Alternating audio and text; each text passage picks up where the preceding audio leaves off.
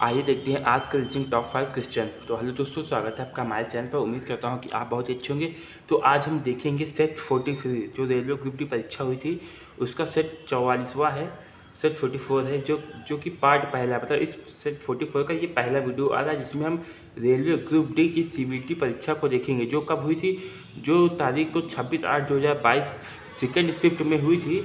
उसके बारे में हम रीजनिंग के टॉप 5 क्वेश्चन आज के वीडियो में देखेंगे। और इस चैनल पे आपको जितने भी रेलवे ग्रुप डी की परीक्षाएं हुई होंगी वहाँ के जो है मैथ्स मिल जाएंगे, रीजनिंग मिल जाएंगे, जीके जीएस की क्वेश्चंस इस चैनल पे आपको उपलब्ध कराए जाएंगे। ठीक है, आइए देखते हैं आज का हमारा पहला क्वेश्चन जो कि रीजनिंग का है। तीसरा नंबर सवाल है। इसमें क्या कहा है, उस विकल्प का चयन करें जिसका पांचवी अक्षर संख्या से वही संबंध है जो दूसरी संख्या का पहली से है तथा चौथी और चौथी संख्या का तीसरी संख्या से है। तो यहाँ पे हमें क्या है, सबसे पहले हम इस सवाल को लिखेंगे। ठीक है, तो हमने यहाँ पे सवाल को लिख लिया। ठीक है, तो हम यहाँ पे क्या करेंगे, जो दूसरी अक्षर संख्या का पहली जो संबंध है और तीसरी का जो चौथी से संबंध है या चौथी का जो तीसरी से संबंध है उसके बीच में हमें क्या करना है, संबंध को निकाल करके छठे का पांचवें से संबंध है या सवाल को आंसर को इसे बताना है। तो हम क्या करेंगे, यहाँ पे देखिए ये संख्या किसी का गुणज हो सकती है। ठीक है, जैसे 7 4 7 के 7 28, 8 16 8 24 8 32। और तो यहाँ पे ये किसका गुणज है, 17 × 2। इस संख्याओं में ज़्यादातर गुणज या स्क्वायर या भाग होता है। ठीक है, 17 दूनी 34 और 17 तिरका 51 हो गया। मतलब 2 का गुणज है, 3 का गुणज है, किससे, 17 से 2 का गुणज और 3 का गुणज है। ठीक है, वही संबंध हम इसमें निकालेंगे। तो इसमें देखिए 14 दूनी 28 आ रहा है कि नहीं, 14 दूना 28 और 14 तिरका 42। तो देखिए लास्ट में 2 और 3 कॉमन आ रहा है, इसमें भी 2 और इसमें भी 3 कॉमन आ रहा है। तो इस 46 वाले में 46 अनुपाते जो यहाँ पे बॉक्स बना है यहाँ पर भी लास्ट में 2 और 3 कॉमन आएगा। ठीक है, इसमें 2 कॉमन आएगा, इसमें 3 कॉमन आएगा। तो अब हमें क्या पता करना है कि आगे कौन सी संख्या, यहाँ जो संख्या यहाँ पे होगी वही सेम संख्या यहाँ पे होगी। क्यों, क्योंकि पिछले में भी जो संख्या तीसरी में था वही चौथी में था और जो दूसरी में था वही पहली में भी था। ठीक है, तो इसमें पता करेंगे। तो 23 दूना 46, तो 23 दूना 46 मतलब यहाँ पे जो 23 आया यहाँ पर भी 23 आएगा, क्योंकि 23 दूना 46 बन रहा है ना यहाँ पे। अब 46 और 23 तो 6 3 9 और 4 तो 6 69। तो यहाँ पे हमारा क्या आ जाएगा आंसर, यहाँ पे 69 आएगा। ऑप्शन नंबर हमारा यहाँ पे कौन सा मैच कर रहा है, ऑप्शन नंबर यहाँ पे हमारा तीसरा मैच कर रहा है। तो यहाँ पे हमारी तीसरी सवाल सही होगी। ठीक है, आइए देखते हैं आज की हमारी दूसरी नंबर सवाल जो कि है हमारी 10वीं नंबर सवाल। ठीक है, यहाँ पे दूसरी नंबर सवाल क्या कह रहा है, सन्मुख एक बैंक से निकलकर दक्षिण दिशा में 90 मीटर चलता है। तो सबसे पहले हम यहाँ पे दिशा को बना लेंगे। तो दिशा बनाते हैं, यहाँ पे होता है उत्तर, यहाँ पे होता है क्या, दक्षिण होता है, और यहाँ पे होता है हमारा पूर्व, और इस तरफ होता है पश्चिम। ठीक है, ये हमारी दिशा बन गई। उसके बाद क्या कहा, सन्मुख एक बैंक से निकलकर, अब मान लीजिए बैंक यहाँ है। ठीक है, तो बैंक से निकल के इस बैंक के दक्षिण साइड में जाता है। ठीक है, कितना जाता है, 90 मीटर चलता है। तो यहाँ पे हमने लिख लिया 90 मीटर। उसके बाद आगे क्या करा है, फिर वह दाएं मुड़ती है और 110 मीटर चलती है। अब इसका दाया कहाँ पे होगा, देखिए जब कोई व्यक्ति उत्तर की ओर होता है, उत्तर के मतलब ऊपर की ओर, यहाँ पे दिया है ना, उत्तर की ओर जब कोई व्यक्ति होता है तो उसका दाहिना किस तरफ होता है, जो हम लोगों का दाहिना साइड होता है वही दाहिना साइड होता है। ठीक है, अब जब व्यक्ति इधर से इधर घूमेगा, उत्तर से दक्षिण घूमेगा, तो दायां इस साइड नहीं रहेगा, दायां इस साइड चला जाएगा, क्योंकि इस साइड है ना।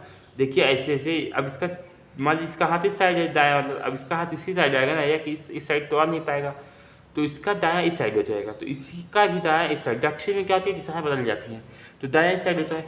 तो क्या कहना है, दाएं मुड़ती है और 110 मीटर चलती है। यहाँ से कितनी चलती है, 110 मीटर ये चलती है। अब यहाँ पहुँच जाती है। अब इसका दाहिना यहाँ पे हो जाएगा और बायां इस साइड हो जाएगा। तो दाहिना यहाँ पे, दाहिना यहाँ पे। अब यहाँ से क्या कर रहा है, फिर वह दाएं मुड़ती है और 90 मीटर चलती है। अब फिर वह दाएं जाती है और 90 मीटर चलती है और चलता है और कहाँ पहुँच जाता है, यहाँ पर पहुँच जाता है। ठीक है, आगे क्या कर रहा है, पुनः वह दाएं मुड़ती है। अब इसका दाहिना किस साइड होगा, जो हमने बताया था उत्तर साइड जब मुख हो तो दाहिना इस साइड होता है। देखिए यहाँ पे उत्तर साइड मुँह है तो दाहिना इस साइड होगा कि नहीं। तो ये क्या हुआ, ये अब कहाँ जाती है, 220 मीटर यहाँ पहुँची, यहाँ अब यहाँ पहुँच गई।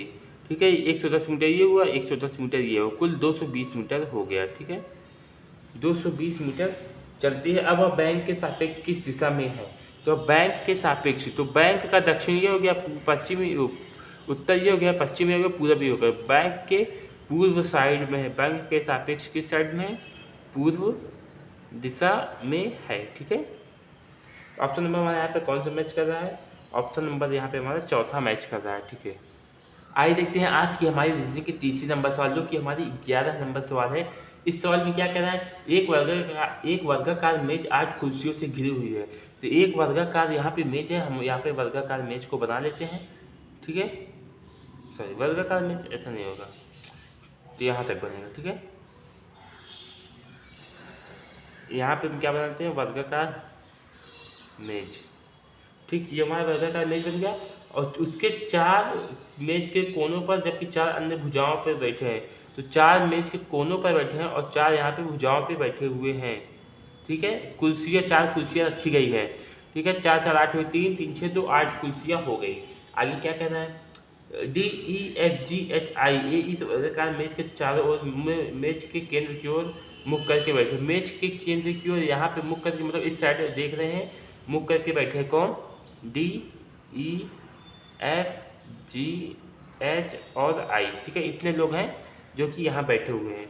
आगे क्या कह रहा है? मेज के कोने पर पड़ी कुर्सियाँ खाली है। मेज के 2 कोने, जो 2 कोने हैं, या तो ये 2 कोना, या तो ये 2 कोना, या ये दोनों कुर्सियाँ खाली है। ठीक है, सवाल में कह रहा है। अब कुर्सियाँ खाली थी। ठीक है, ये हो गया। ई और आई एक दूसरे के विकर्ण सम्मुख कोने पर बैठे हैं।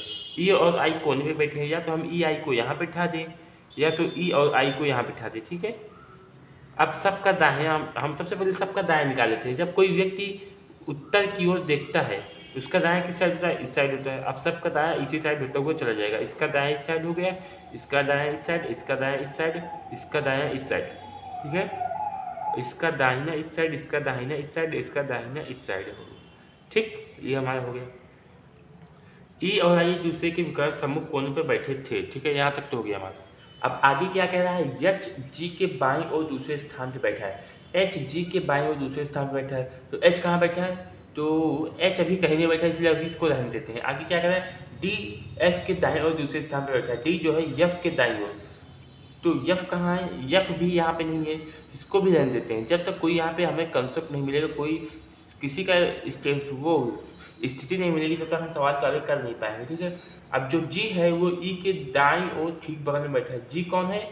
जी जो है वो ई के दाईं ओर, ई यहाँ पे है। अब ई के दाईं ओर ठीक बगल में बैठा है, तो यहाँ पे कौन बैठा है?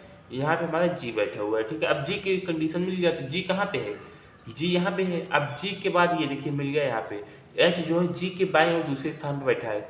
जो एच है वो जी के बाएं ओर, दाहिने साइड होता है बाएं साइड, बाएं और दूसरे स्थान पे कौन बैठा है? यहाँ पे एच बैठा है हमारा। ठीक है, एच की स्थिति कंफर्म हो गई। आगे क्या कह रहा है?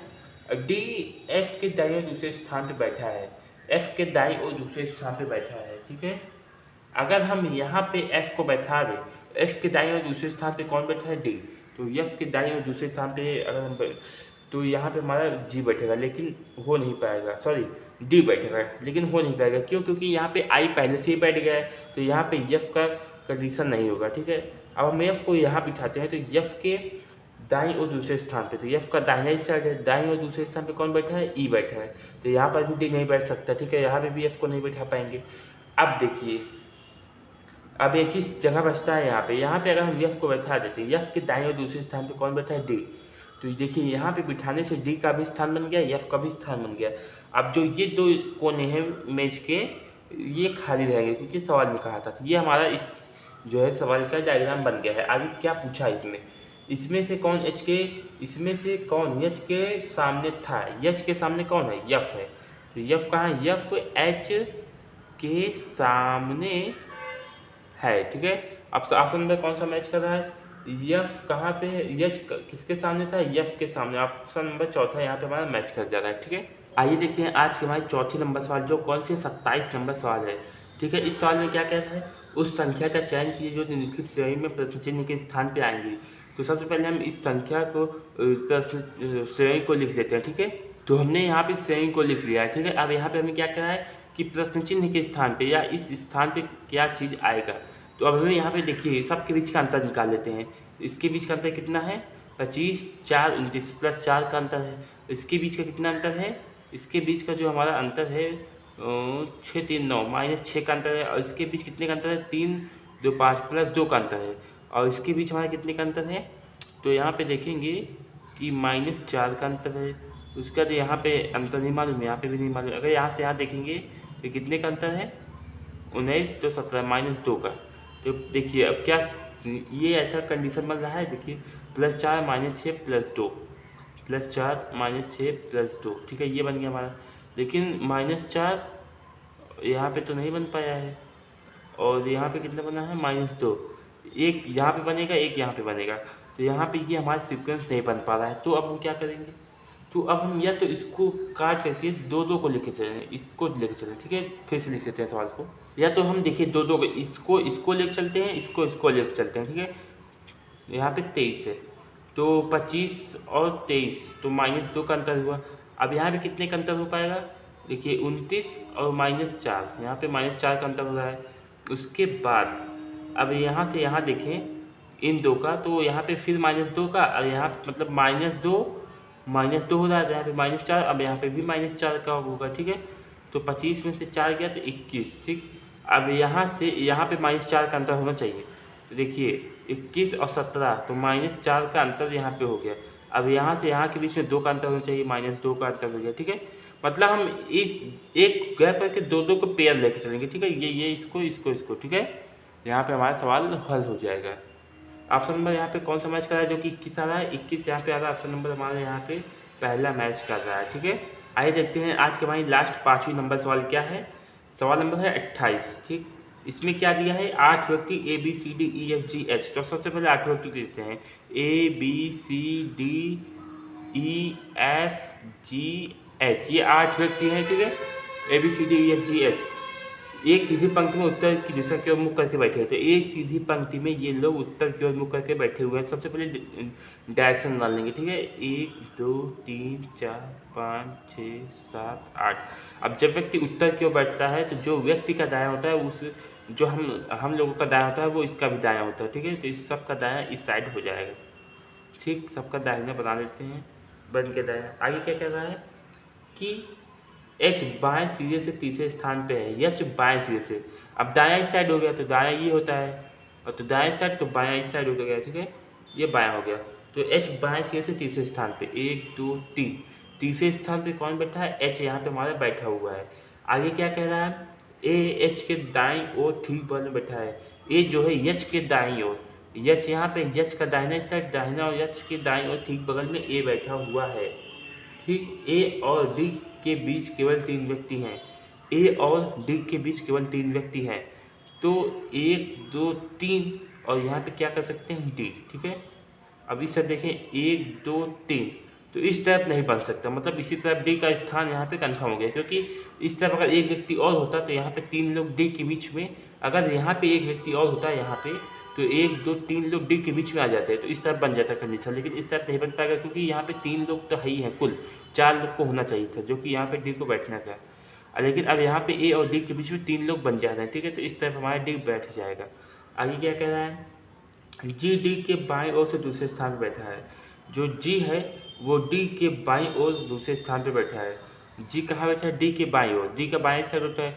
1 2, दूसरे स्थान पे कौन बैठा है, यहाँ पे हमारा G बैठा हुआ है, ठीक है। आगे क्या कर रहा है, तथा G के ठीक बगल में F और C बैठे हुए हैं। G के ठीक बगल में, G के ठीक बगल में 2 लोग बैठे हुए हैं, F और C। या तो F C यहाँ आ सकता है, या तो C F यहाँ आ सकता है, कोई एक यहाँ पे बैठेगा, ठीक है। अभी इसकी स्थिति कंफर्म नहीं हुई है। अब आगे देखते हैं तभी पता चलेगी क्या कह रहा है। E और C के बीच में केवल 4 व्यक्ति बैठे हैं। E और C के बीच में केवल 4 व्यक्ति बैठे हैं। अब E कहाँ बैठे होना चाहिए, E और C के बीच में 4 व्यक्ति, अगर C यहाँ पे है, इसके बीच में 4 व्यक्ति हैं, 1 2 3, यहाँ पे तो कुल 3 ही लोग हैं, तो इस तरफ नहीं हो पाएगा। इस तरह से 4 व्यक्ति बैठा है E और C के बीच, तो 1 2 3 4, इधर भी 4 हो रहा है, 5वां आ ही नहीं रहा है जहाँ पे हमारा E बैठेगा। अगर हम C को यहाँ रख दें, ठीक है, C को यहाँ रख देते हैं, जैसे कि यहाँ पे C भी रखे थे। अब इसके बीच में 4 व्यक्ति बैठे नहीं देखते हैं, C को यहाँ रखा, 1 2 3 4, तो 4 व्यक्ति बैठ गए। तो अब मतलब E यहाँ बैठेगा, तभी तो E और C के बीच में 4 व्यक्ति, ये चारों आएंगे, तो यहाँ पे हमारा C बैठेगा। अब स्थिति कंफर्म होगा F C की, और यहाँ पे हमारा F बैठेगा, ठीक है। तो F और C बैठ गए। आगे क्या कह रहा है, B और F के बीच कितने व्यक्ति बैठे हैं। तो अब देखिए सब का स्थिति भर गया है, B अकेले बचा है, और एक सीट बची हुई, तो B यहाँ पे बैठेगा, और पूछा क्या बी और एफ के बीच कितने व्यक्ति बैठे हैं, तो बी और एफ के बीच 1 2 3, तो यहाँ पे 3 व्यक्ति बैठे हैं। ऑप्शन नंबर कौन सा मैच कर रहा है, ऑप्शन नंबर यहाँ पे तीसरा हमारा मैच कर रहा है। ठीक है।